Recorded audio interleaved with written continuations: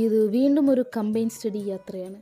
By the way എൻ്റെ തോളത്തിരിക്കുന്ന കൈ എൻ്റെ കൂടെ വരുന്നതിൻ്റെയാണ്, അല്ലാതെ പ്രേതമോ എന്നതൊന്നുമല്ല കേട്ടോ.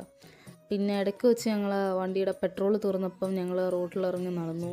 പിന്നെ അവിടെ ചെന്നു. ഇത് കമ്പൈൻ സ്റ്റഡി എന്നൊന്നും നമുക്കൊരിക്കലും പറയാൻ പറ്റത്തില്ല. കാരണം എന്താണെന്ന് വെച്ചാൽ ഞങ്ങൾ രണ്ടുപേരും പഠിക്കുന്നത് രണ്ട് സബ്ജക്റ്റാണ്. അതായത് ഞങ്ങൾ ഒരു ക്ലാസ്സിലായിരുന്നു, പക്ഷേ ഞങ്ങൾ രണ്ടുപേരും ഇപ്പം പഠിക്കുന്നത് ഒരു തമ്മിൽ ബന്ധമില്ലാത്തൊരു സബ്ജക്റ്റാണ്. പിന്നെ എന്തിന് നിങ്ങൾ ഈ ഒരുമിച്ചിരുന്ന് പഠിക്കാൻ പോകുന്നു എന്ന് ചോദിച്ചാൽ വീട്ടിൽ ചുമ്മാ ഇരിക്കുമല്ലേ.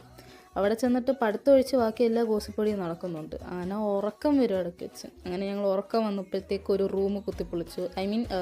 താക്കോലിട്ട് തുറന്നെടുത്തു. അങ്ങനെ അവിടെയുള്ള സാധനങ്ങളെല്ലാം എക്സ്പ്ലോർ ചെയ്തപ്പോൾ അതുകൊണ്ട് ഒരു ചാരിക്കസേരി ഇരിക്കുന്നു. അതെല്ലാം കണ്ട് പിന്നെ അത് മതിയായി നമ്മൾ തിരിച്ച് വീട്ടിലോട്ട് പോയി. അപ്പം ശരി, എന്തായാലും ഇത് വീണ്ടും ഒരു കമ്പൈൻ സ്റ്റഡി യാത്രയാണ്. ബൈ ദ വേ എൻ്റെ തോളത്തിരിക്കുന്ന കൈ എൻ്റെ കൂടെ വരുന്നതിൻ്റെയാണ്, അല്ലാതെ പ്രേതമോ എന്നതൊന്നുമല്ല കേട്ടോ. പിന്നെ ഇടയ്ക്ക് വെച്ച് ഞങ്ങൾ വണ്ടിയുടെ പെട്രോൾ തുറന്നപ്പം ഞങ്ങൾ റോഡിലിറങ്ങി നടന്നു. പിന്നെ അവിടെ ചെന്നു. ഇത് കമ്പൈൻ സ്റ്റഡി എന്നൊന്നും നമുക്കൊരിക്കലും പറയാൻ പറ്റത്തില്ല.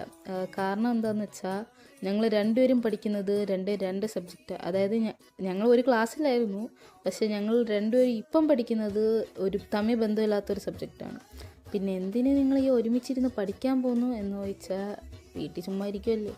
അവിടെ ചെന്നിട്ട് പഠിത്തമൊഴിച്ച് ബാക്കി എല്ലാ ഗോസിപ്പടിയും നടക്കുന്നുണ്ട്. അങ്ങനെ ഉറക്കം വരും ഇടയ്ക്ക് വെച്ച്. അങ്ങനെ ഞങ്ങൾ ഉറക്കം വന്നപ്പോഴത്തേക്ക് ഒരു റൂം കുത്തിപ്പൊളിച്ചു.